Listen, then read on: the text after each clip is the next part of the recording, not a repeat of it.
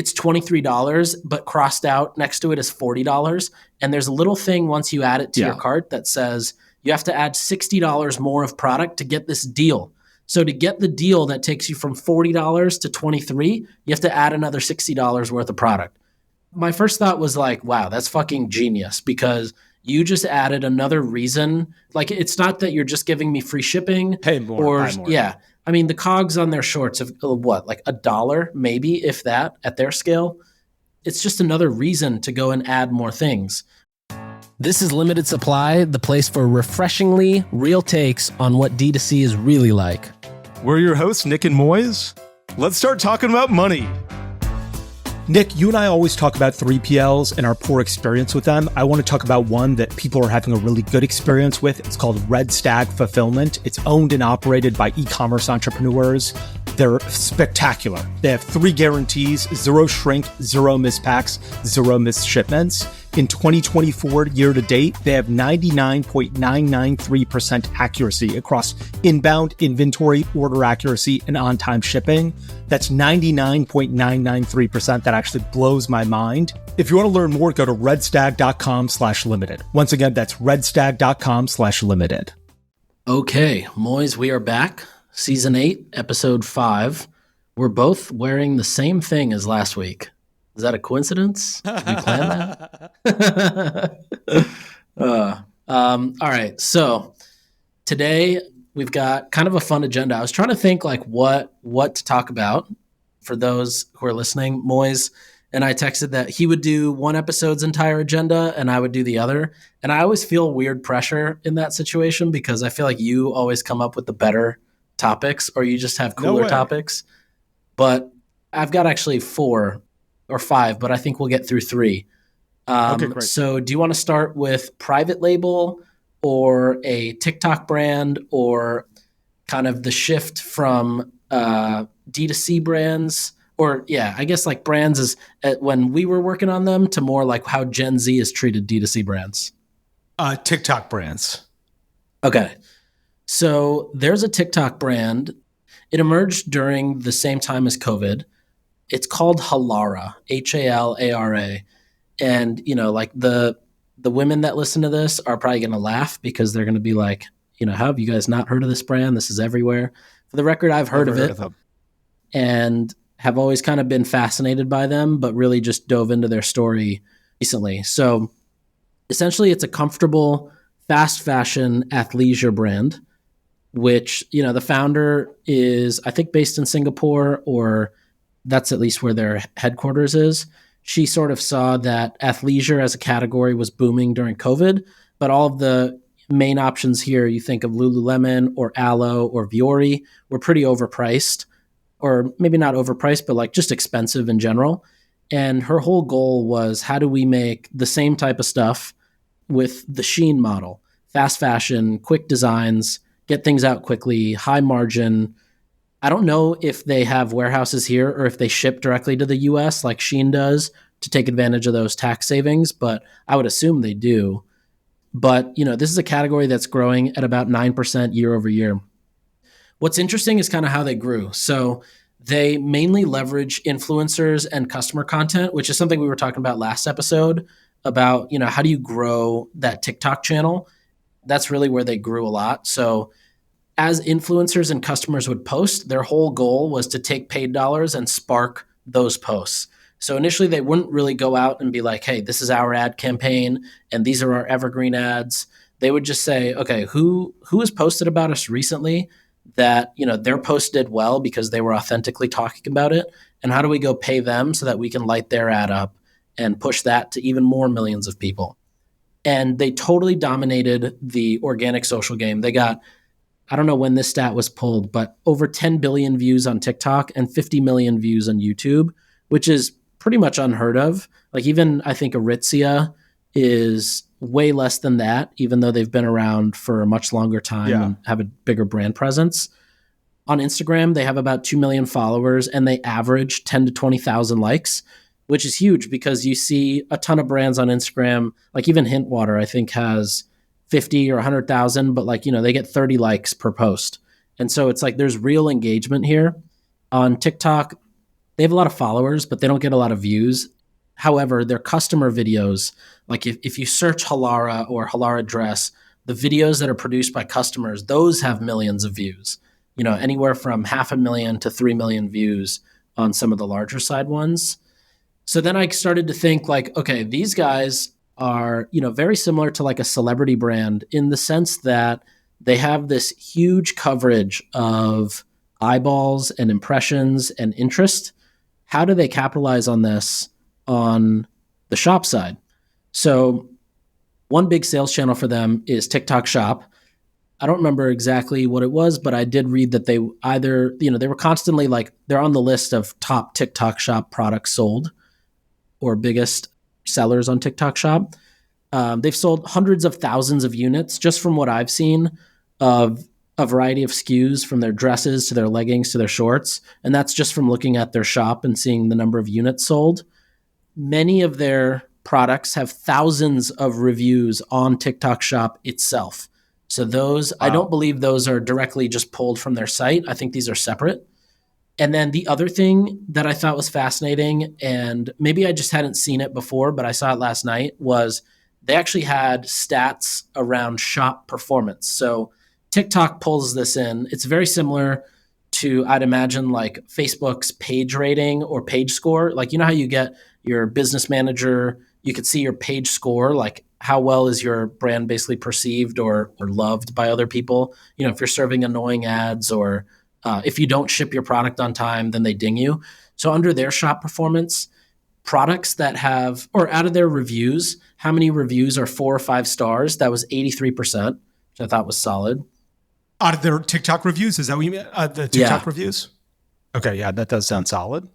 So the second one was ships within 48 hours, and they had 92% of orders shipped within 48 hours, which is pretty impressive. And then responds within 24 hours was 99%. And I would imagine that probably has the biggest impact to like how TikTok thinks about placement of your shop or like how well they favor your shop. Kind of like the equivalent in Facebook ads of like, are they going to give you a high CPM because they're not a fan of what you're doing, or a low CPM because you're doing everything right and you have good content? And I feel like that for TikTok Shop is probably the response within 24 hours, because I've seen that on the vendor side. That's something that they also push in the onboarding.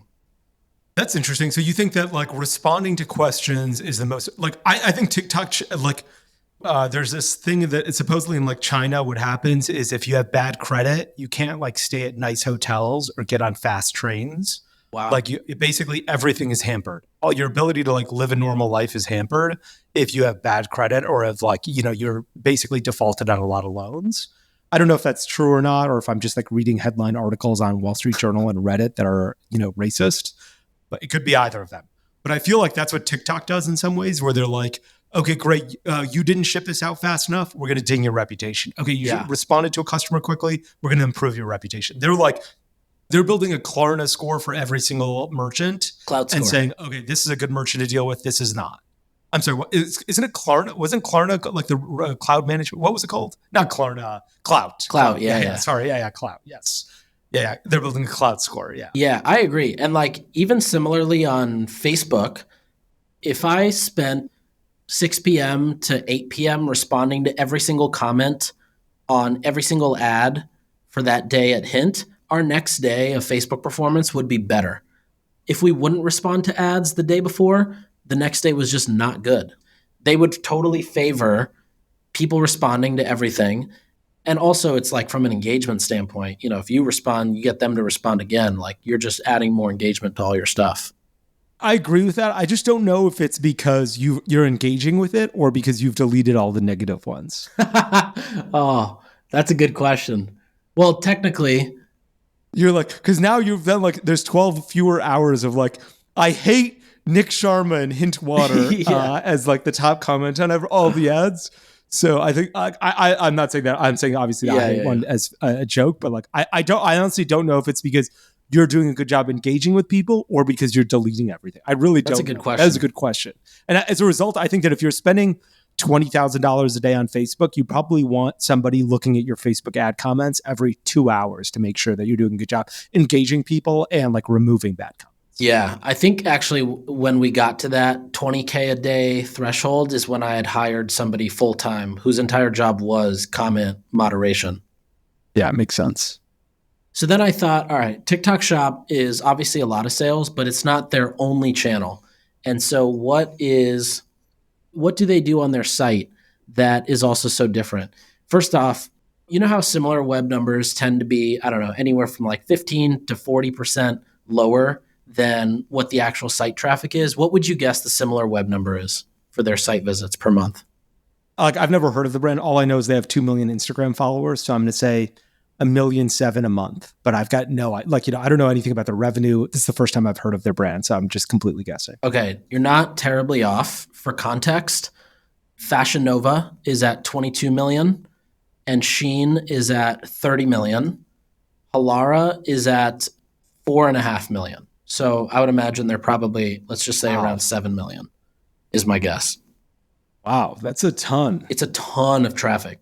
So the thing I love about sites that have a shit ton of traffic is one improvement to their site that goes up 0.1% in conversion rate is millions of dollars in revenue. So I started going through and thinking, okay, what is it that these guys do? Like, how do these guys maximize? And you just know these guys have zero shame. And so, all right, so I took a few notes. So when you arrive on the site, it has a spin the wheel, which, all of us in America, you go to a Shopify site and you got to spin the wheel. The difference is the copy on the spin the wheel tells you that there's 100% guarantee that you're going to win something. It doesn't tell you what you're going to win, whether it's a discount or a $5 coupon or a free product, but it tells you that there's 100% guarantee, which is fascinating. Yep. I've spun it 3 times. I've won the same thing each time. What did you win? Was it the headband? Yeah, exactly. Okay, that's what I kept winning too. 100% of people will win a headband. Is really what it should say. So I got the headband. Think about how many emails they're collecting with that, like the incremental 100% guarantee to win messaging. That probably takes their opt-in from like 7% to, I don't know, 12%. Like, it has to be huge. Yeah, it's huge. Yeah. That is a good line. Yeah, really good line. So then I get a free headband, and the CTA that I clicked was view bag, because what a great CTA. And so I click on that, and I go to a cart, which I was actually surprised to see that their cart was not a slide out cart. It was a separate cart page, which is generally not my best practice. But right above it was add-on deals at the top, and they had discounted products with strike-through prices, and you could one-click add these products. So you'd click this pair of shorts, immediate pop-up, you choose color, size, add. It basically tells you like it's $23, but crossed out next to it is $40. And there's a little thing once you add it to your cart that says you have to add $60 more of product to get this deal. So to get the deal that takes you from $40 to $23, you have to add another $60 worth of product. My first thought was like, wow, that's fucking genius, because you just added another reason for me to go. Like, it's not that you're just giving me free shipping. Pay more, buy more. Yeah. I mean, the cogs on their shorts of what, like $1, maybe, if that, at their scale.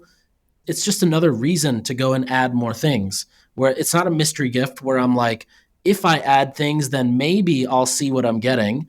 But it's just like, hey, if you do this, we're going to give you this. It's like they're almost just basically giving you a fair trade. My second thought was like, is this confusing for the average person?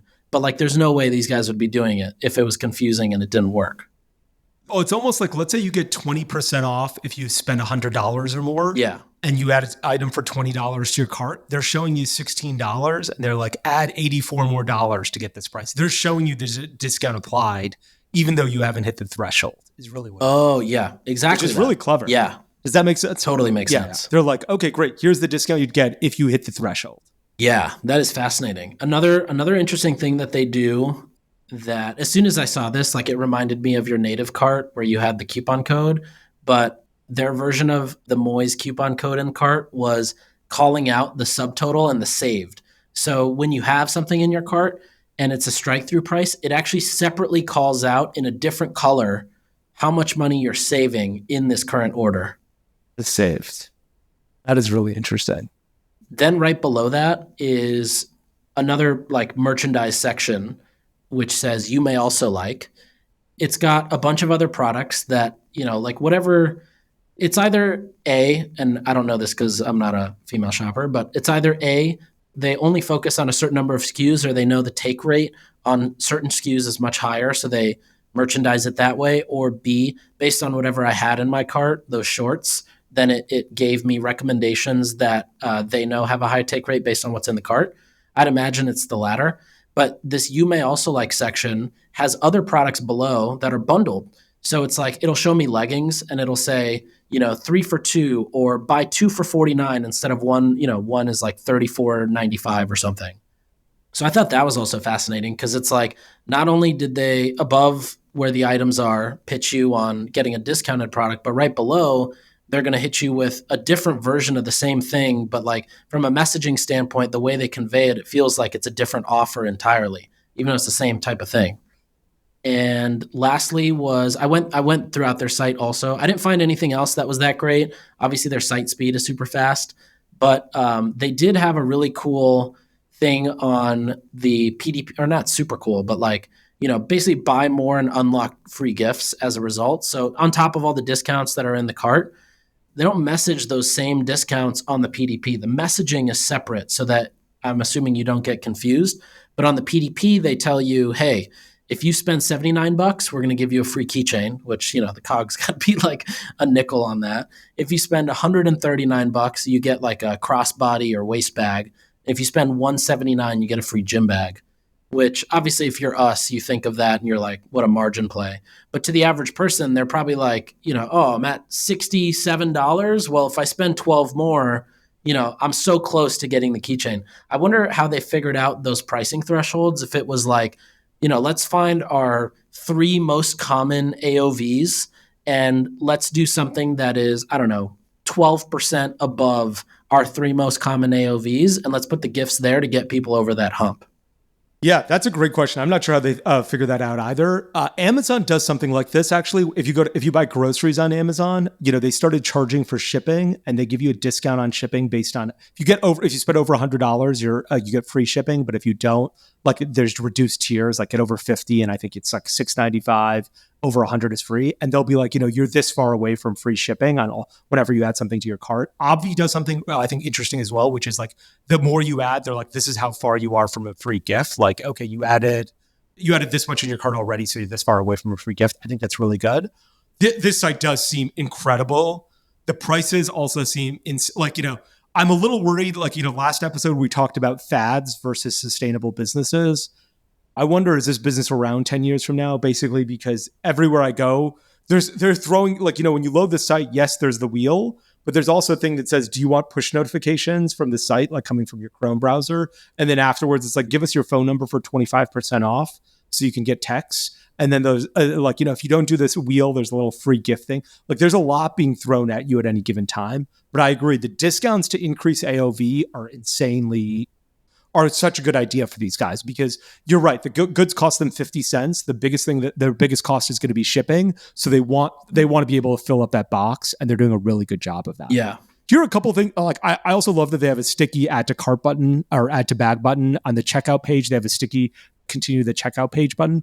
A couple of things I don't love, and I'd be curious to get your opinion on this. One is it's an endless scroll. You can always scroll down and see more items, which is so frustrating to me because sometimes I'm trying to get to the footer to click your Instagram link or your About Us link, and I can never get there because it's constantly scrolling. Do you see that a lot, or you don't see that a lot? No, I don't see that a lot. But yeah, I'm also not a fan because I'm the same way. Like a lot of times I just want to go to their Instagram or to their TikTok and just see that. Like I just want to see what that is. Yeah, and you can't do that with an endless footer. The other thing I really like on their PDPs is like that easy return policy, shipping to the United States. Like this is when it's going to ship, and this is when you can expect it. I really like those that type of information on a PDP like this. That's great. They're obviously leveraging like renderings for like their model will be running one. I'm looking at a skirt, I guess. And, anytime I switch colors, basically the model doesn't move. The skirt just changes colors. And so they're just rendering it. And that's a really good job. It's a really good job of rendering it and like saving a lot of cost that way. The other interesting thing I saw was on their checkout page, and I'm just playing around with it right now while you were talking about it.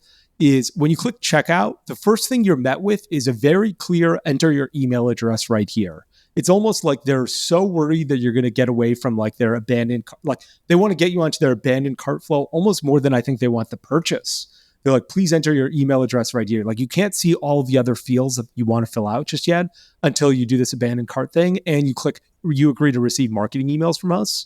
And that second box is unchecked, which is surprising. You agree to receive marketing emails is unchecked on their checkout page, which blows my mind. I can't imagine why it would be unchecked. But a very, very interesting site and insane that they have 5 million visitors a month. And I've never heard of it. Yeah.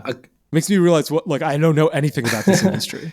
A couple other thoughts that I thought were cool. One is, so their homepage. So actually if you're on their homepage, they don't have their logo in the center. It's on the very left side. And I think on mobile, it's non-existent, which I thought was interesting because on the other pages, it is existent. But I think they probably saw that a lot of people look at the logo, like they click the logo just to go to the homepage.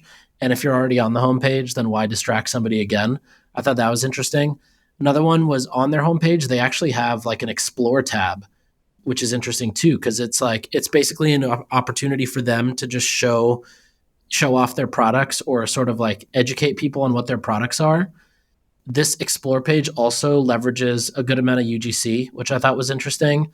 And then the last thing that I thought was super cool was if you click around the site, like whether you click on the dresses from their homepage in the nav bar or halfway down the page, if you look in your URL bar, they're basically identifying exactly where you're clicking from and where you're going to. And I'm sure that gets reported into some system that then clearly shows, here are the most common user paths, or customers who come from Meta are acting this way and TikTok are acting this way. And, they can probably use that a lot to their advantage. That's so good. Yeah, that is really good on how to build like flows and be like, where did customers go?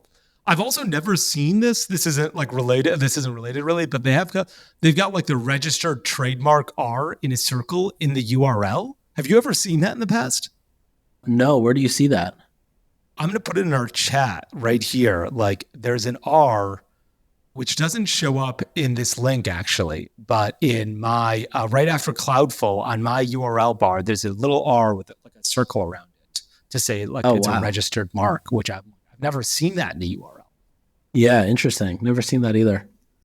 Nick, you and I always talk about our poor experience with 3PLs. I want to talk about a 3PL that people are actually having a great experience with. It's called Red Stag Fulfillment. It's owned and operated by e-commerce entrepreneurs. It's not VC backed. And the crazy part is they don't say yes to everybody like every other 3PL. They say no to most people. They won't work with you if you're an apparel company or a company with thousands of different SKUs. Their goal is to provide the best fulfillment experience for brands where Red Stag Fulfillment and you are a mutual fit, which is really amazing. They're backed by 3 performance guarantees, 0 shrink, 0 mispacks, 0 missed shipments. If they miss one of those guarantees, they fix it at no cost to you, and they pay you $50 per instance for the inconvenience. So if you're doing $1 million or $2 million a year, Red Stag Fulfillment's probably not for you. But if you're doing 3, 4, or 5, you should really reach out to them. You can go to redstag.com/limited to learn more. Once again, that's redstag.com/limited. So anyway, so that's Halara. And I just thought it's a really fascinating story. And it actually inspired the next part, which is kind of the shift of like the D2C brands. When you think of like old school D2C brands, you think Everlane, Bonobos, Native, Warby Parker. And the way that a lot of these brands grew was basically coming to market in a very loud way, running ads, and basically just slowly taking over a market, like one impression at a time. At least companies like Everlane or Warby, it was like come in, do a huge campaign, and then, once this big campaign is out, then you launch a bunch, like Away is probably a great example. Huge campaigns about travel, and then they come in with, more performance ads and just slowly eat market share, one impression at a time. But this new like wave of these Gen Z focused, digitally native brands, companies like Topicals or Crown Affair, or another one that I saw or that I'm a huge fan of is Strawberry Milk Mob. Have you heard of that one? Whoever listens to this and knows that brand is going to giggle. But, it's basically like what these brands did is they built a very niche audience for their product and that slowly validated it and then kind of grew it within a niche before going to more of the retail side. Like Crown Affair, they, I think, did one of the best jobs. They built this incredible brand, and it felt like it was a big fish in a small pond in terms of within its own niche. And then all of a sudden, they're at Sephora nationwide. This other one that I went super deep on is Strawberry Milk Mob. And I thought it was really interesting because a lot of these brands, like they kind of start by really just creating content. So this brand was started in 2018, and the founder had this mission statement of making cute bikinis at cute prices, but she was never really able to get the sales to take off. So then she ended up turning to content and created a TikTok account 2 years ago and tried to start making content there. That also didn't work. And then she pivoted to this more lifestyle approach of content where, like she had this series of like reason number 42 why I love men. And it would be like, whenever the gas is below a quarter tank, like I come back the next morning and it's already full. Or it might just be something that makes fun of us. Like, reason 47 why I love men. Whenever I go to the bathroom, the toilet seat's already up and it makes me get my hands dirty trying to put it down. Like, it's always funny, but it's like, that was kind of the format. And it basically followed this like very old school Gary Vee playbook of, in some way she is adding value because she's making you laugh, but you do it in a way where this person then ends up wanting to go and see what this person is about or what are they selling or what's their deal. And it worked so well for them. Their brands started to slowly take off. And then she basically realized that with her content play, she should be running these bikinis in a drop model. And as of today, those apps where it's like you can go and see how much sales a Shopify store is doing, and they have their own way of figuring it out. According to that type of software, when she does drop days, she does anywhere between $70,000 to $100,000 in a day, doesn't run any ads. It's all on Instagram and TikTok. I don't even know. Actually, I think I just signed up last night to the newsletter. So I'm not sure like what their newsletter is, but like their website is a very basic Shopify theme with some plugin that has a crazy banner on the top with a timer.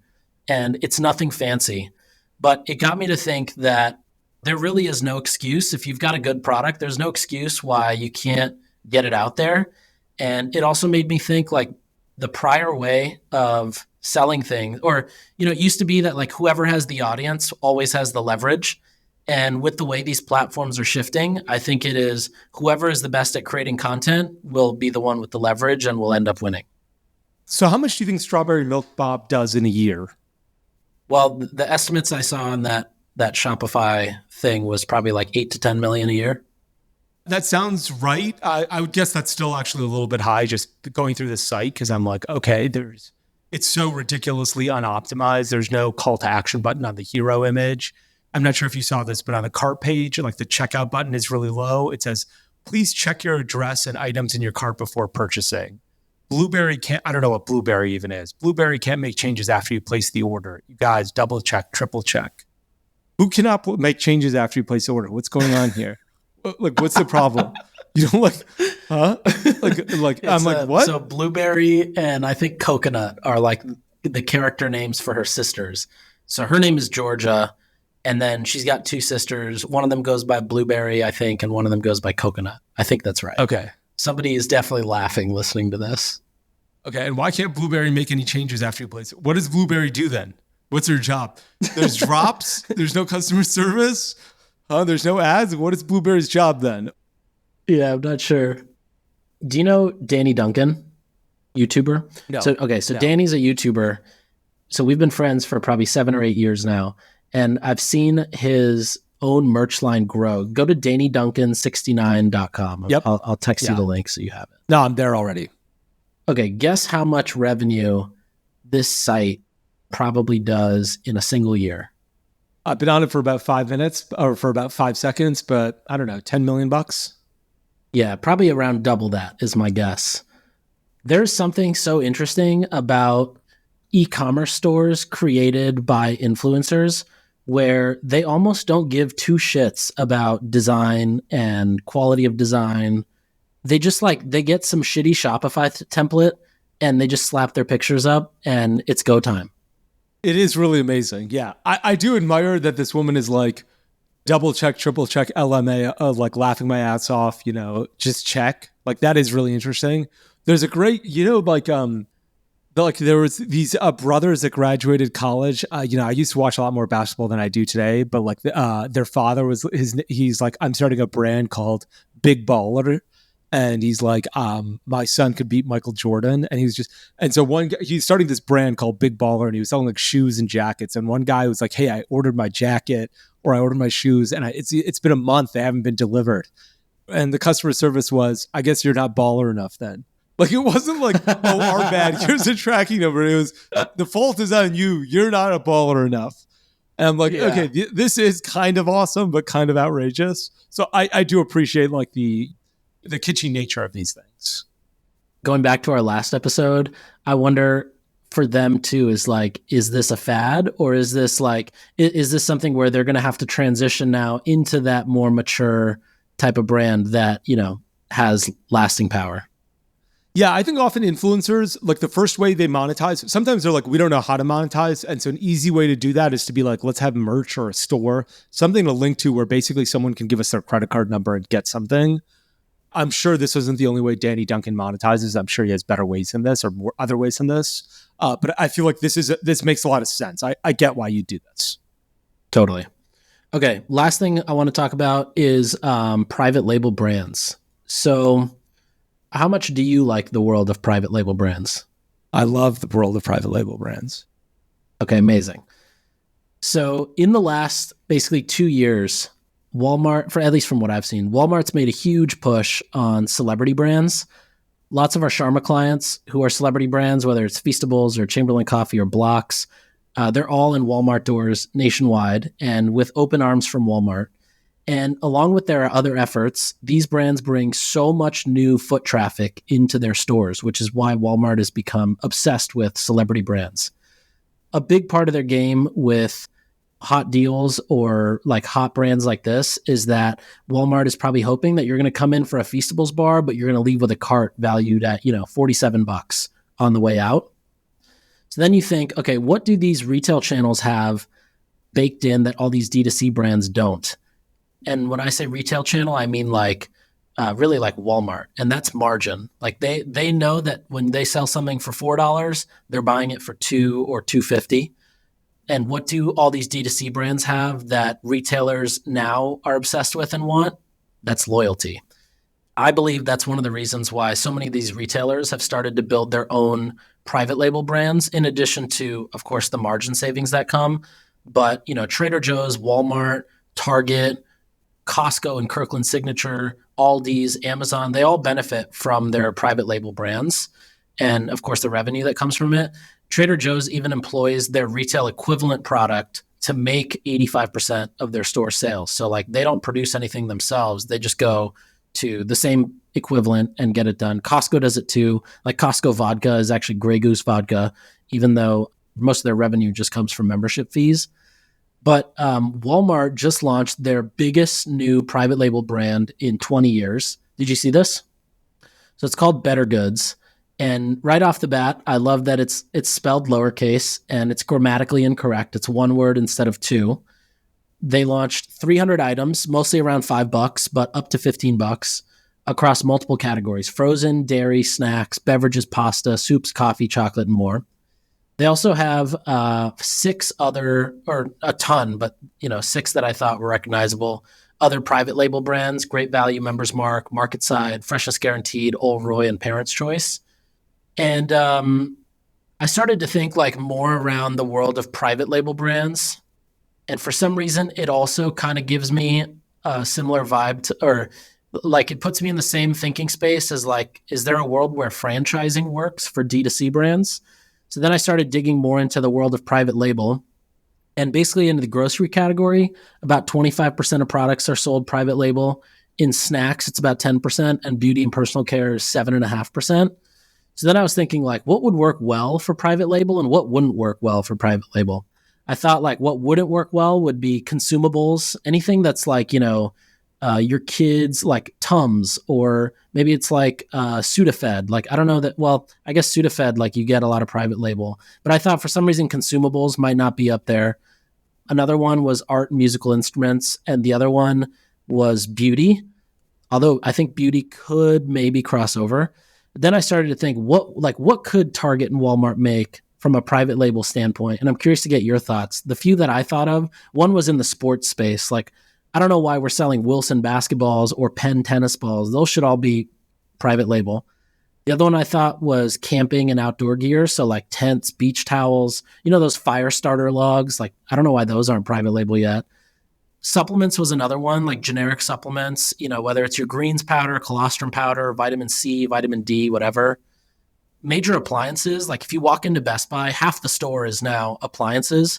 Like, why is there not a version of a fridge or an oven or an air fryer that Best Buy sells that, if you've got a community of 250 track homes that you just go in and you get private label appliances, like I don't think they're going to mind. And then the last one I thought of, which you brought up on the last episode, is Stanley Cups. Like, why hasn't Target made their own version of the Stanley Cup to appeal to people who get maybe priced out of like the original Stanley Cup? Yeah, that is a great question. So you're saying, hey, look, why aren't Target and Walmart in all of these categories making private label products? Yeah. I think that's a great question. And in fact, let me write something down because I want to bring it up later on, which is consignment. But I think they are in some of them. So I've seen equate competitors to like Centrum Silver and Centrum. I think they are in the older categories. And I think in the past, people have done this. Like, Sears, have you heard of Kenmore appliances? Have you ever heard of the brand Kenmore? Yeah. Kenmore was the in-house brand for Sears. That's what Kenmore was. And it became such a big brand that it became bigger than Sears at some point. And they're like, okay, let's spin this out and let it be on its own and sell it everywhere. So I think in the past, people have played around with this. I think the reason that they're not in like basketballs is there probably just isn't enough volume there. It is a little bit silly because I say there isn't a lot of volume, but let's say Target sells $100 million of basketballs a year. You private label that and you probably went from making 10 million to 25 million. Certainly worth the time of like 2 people or 3 people that you hire to manage a supply chain of like the Target basketball. So why don't you just go ahead and do that? So I think there is I think there's a lot of truth to what you're saying.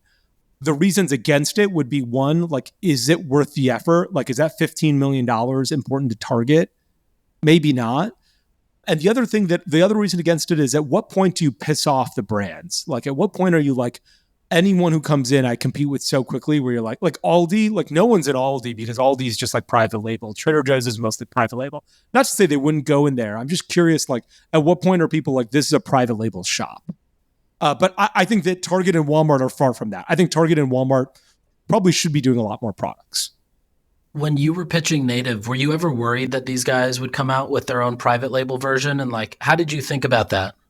I was certain that like Walmart already had a private label version, and they were saying compared to, like, it said compared to Native deodorant. I remember my father was like, you made it, like you have a Walmart knockoff. And so that's where your brand comes in. Like, if your brand has the ability to pull in the dollars that you can get because people are like, I want this product in particular, you win. And if you don't, you don't. Like, for instance, Charmin. Do you want, like, Charmin is a great, like, there's a million toilet paper brands. Charmin is like, look, we're softer and more plies and like, friendlier than everybody else. Are you ready to pay the premium for that softness and that brand, or do you not care? Bounty like has a really good paper towel. Are you willing to pay the premium? And like, the great part about like Bounty and Charmin is like, no one, in your house, people sort of know if you have like cheap soap when they go to your bathroom, right? But no one knows if you're using Bounty paper towels. It's not like, okay, it's really obvious until you really start touching it. So I think that like, there is that opportunity, but I think if you're a brand, you're just like, I have to live like this. Like that's how it works. But my brand needs to be strong enough that people are willing to make the trade up for it. Like, for instance, I wouldn't want to go buy fake Oreos because like, I'm like, I know what I'm getting with Oreos. And if I want an Oreo, I want an Oreo. I don't want the cheap version where it's not going to be as good, but I felt like I saved 25 cents. So I think like Oreo has solved it. They're like, yes, there's a fake one. Do you want the good one or the fake one? As you say that, it's like, wow, that's so obvious, but it's something you never think about before, especially like with the Bounty or the Charmin concept. I mean, their CMOs, like if you were to ask them, what is your number one goal? I bet it would be like to synonymize Charmin with soft. Like that's probably the only thing they care about, so that when you hit the aisle for that, all you think about is, oh, but that one's soft, so I'm going to go with that one. Yeah, that's right. In fact, like Dove owns like the lotion space. When you think of a bar soap from Dove, you think of moisturization, because they always have that drop of like cream making it white and beautiful and like moisturized. And so like, yes, I think you're right about that. Let me ask you another question about brick and mortar stores, which is not on our agenda. Why does Walmart buy goods? If I were Walmart and I was like, yeah, I want hey, Chamberlain Coffee, do you want to come here? Great. We'll pay you for your goods when customers come and buy them. Why are we going to put up all this money up front to buy from you? Who needs Chamberlain Coffee? Who needs each other more? Like in the Chamberlain Coffee / Walmart space, who is the person with more leverage, Walmart or Chamberlain Coffee? It's Walmart. I think Target could have come to me and been like, hey, look, we're going to put you in Target, but we're not going to pay you until you sell your products. Until your products start turning, like when there's a sale, we'll pay you. We keep your products on our shelf. We're not going to pay you $1 for them. And when there's a sale, we'll pay you. We collected $12 from the customer. We'll pay you your cut. That's what Amazon does, right? It's like sold and shipped by, it's sold by you, shipped by Amazon. Amazon doesn't pay for your good. Once the item is sold, they give you some money, right?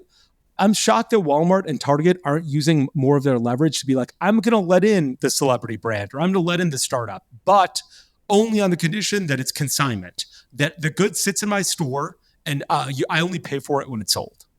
If you were to put yourself in the Walmart shoes, like, why do you think they don't do that?